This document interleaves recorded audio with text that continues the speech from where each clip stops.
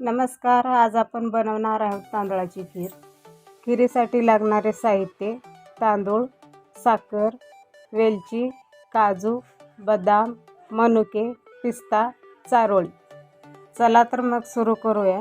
एका कढईमध्ये थोडं तूप घ्या. आता मनुके, बदाम आणि काजू घालून हलके सोनेरी होईपर्यंत परतून घ्या. मनुके फुगले की त्याला बाहेर काढून घ्या. त्याच कढईमध्ये तांदूळ सोनेरी होईपर्यंत परतून घ्या. तांदूळ भाजून झाल्यावर एका प्लेटीमध्ये थंड व्हायला ठेवा. थंड झालेले तांदूळ मिक्सरच्या भांड्यात घ्या. आता ते जाडसर वाटून घ्या, बारीक होऊ देऊ नका.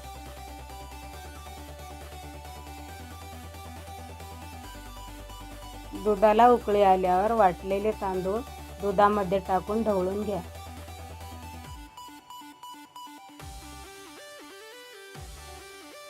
आता त्यामध्ये तुमच्या आवडीप्रमाणे साखर टाकून घ्या. त्यामध्ये भाजलेले काजू, बदाम टाकून चांगलं ढवळून घ्या.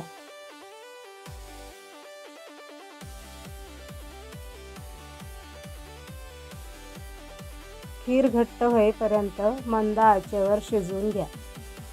तर आपली स्वादिष्ट व सुंदर तांदळाची खीर बनवून तयार आहे. तर ही स्वादिष्ट खीर घरी नक्की बनवून बघा. व्हिडिओ आवडल्यास लाईक आणि फॉलो करा.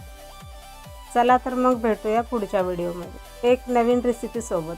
धन्यवाद.